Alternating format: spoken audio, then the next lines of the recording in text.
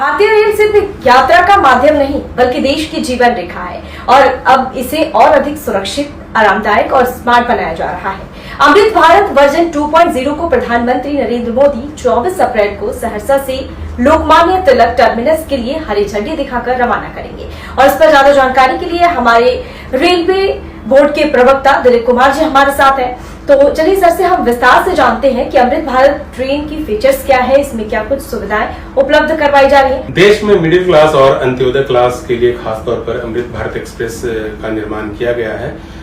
2 अमृत भारत ट्रेनों का परिचालन ऑलरेडी हम लोगों द्वारा किया जा रहा है, जिसमें एक ट्रेन जो है वह दरभंगा से आनंद विहार टर्मिनल के लिए वाया अयोध्या चलाई जाती है और जो दूसरी ट्रेन है वह मालदा टाउन से हम लोग विश्वेश्वरैया टर्मिनल बेंगलुरु के बीच चलाते हैं। दोनों ट्रेनों में काफी अच्छा फीडबैक प्राप्त हुआ है और अब रेलवे मंत्रालय ने बिहार के सहरसा से लोकमान्य तिलक टर्मिनस के लिए ट्रेन चलाने का फैसला किया है। यह देश की तीसरी अमृत भारत एक्सप्रेस ट्रेन होगी।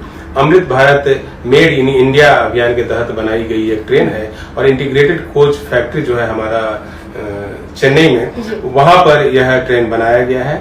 यह 130 किलोमीटर प्रति घंटे की रफ्तार से चलती है और इसकी कैपेसिटी है ये। अभी जो अमृत भारत ट्रेन बनाया गया है यह इसका 2.0 वर्जन है, यानी कि पहले 2 जो अमृत भारत ट्रेन बनाए गए थे उससे ये ज्यादा एडवांस अमृत भारत ट्रेन है और इसमें पैसेंजर एमिनिटीज के लिए तथा सेफ्टी के हिसाब से भी कई नए फीचर जोड़े गए हैं। जी, अगर सर हम सुविधाओं को देखें तो यात्रियों के लिए क्या क्या सुविधाएं इसमें उपलब्ध है? जो अमृत भारत ट्रेन है उसमें पुश एंड पुल टेक्नोलॉजी है, यानी कि इंजन जो है कई जगहों पर लगा हुआ है ट्रेन के अंदर और यह एक ट्रेन सेट है तो उसी के हिसाब से यह काम करता है। टर्न अराउंड में बहुत कम समय लगता है। इसके कुछ और जो सेफ्टी फीचर्स हैं उसमें यह है कि पहली बार हम लोगों ने फायर डिटेक्शन सिस्टम इसमें लगाया है। जनरली जो नॉन एसी कोचेज होते हैं उसमें फायर डिटेक्शन सिस्टम नहीं रहता है, लेकिन इस अमृत भारत ट्रेन में हम लोगों ने फायर डिटेक्शन सिस्टम लगाया है। रियल टाइम पर व्हील और बियरिंग की निगरानी की जा सके, इसके लिए इसमें हम लोगों ने ऑनबोर्ड कंडीशन मॉनिटरिंग सिस्टम लगाया है और ये भी एक नया सेफ्टी फीचर है जो इस ट्रेन में देखने को मिलेगा। पैसेंजर एमिनिटीज के हिसाब से इसमें कई नए फीचर्स लगाए गए हैं। इसमें इमरजेंसी टॉकबैक सिस्टम लगाया गया है जिसके माध्यम से जो पैसेंजर हैं वह ट्रेन मैनेजर के साथ सीधा संवाद स्थापित कर सकते हैं। साथ ही शौचालयों में हम लोगों ने इलेक्ट्रोन्यूमेटिक फ्लशिंग प्रणाली लगाई है, ऑटोमेटिक सोप डिस्पेंसर लगाया गया है और एरोसेल आधारित फायर सस्पेंशन सिस्टम जो है वह इसमें लगाया गया है।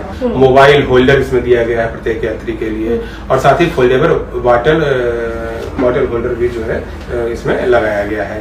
एक और चीज जो इसमें खास बात है वो ये है कि हवाई जहाज की तर्ज पर हम लोगों ने रेडियम एलिमिनेटेड फ्लोरिंग स्ट्रिप लगाए हैं और इसका जो बॉडी है वो एयर स्प्रिंग बॉडी है, तो इससे जो पूरी राइड है वो काफी कंफर्टेबल होगी। कोशिश यह है कि नॉन एसी क्लास में लोगों को एसी में जो सफर करने का मजा मिलता है वह एंजॉयमेंट प्राप्त हो और उन्हें लगे कि हम एक अच्छी विश्वस्तरीय सेवा का लाभ उठा रहे हैं। तो अब जबकि सहरसा से लोकमान्य तिलक के बीच में भारत की तीसरी अमृत भारत एक्सप्रेस ट्रेन प्रारंभ की जा रही है, तो निश्चित रूप से इससे 4 राज्यों के यात्रियों को, जिसमें बिहार शामिल है, उत्तर प्रदेश शामिल है, मध्य प्रदेश और महाराष्ट्र शामिल है, इन सबको काफी सहूलियत होगी। मुंबई से सहरसा और सहरसा से मुंबई का जो सफर है वह यादगार होने वाला है। एक अच्छी ट्रेन सेवा की शुरुआत हो रही है जिससे लाखों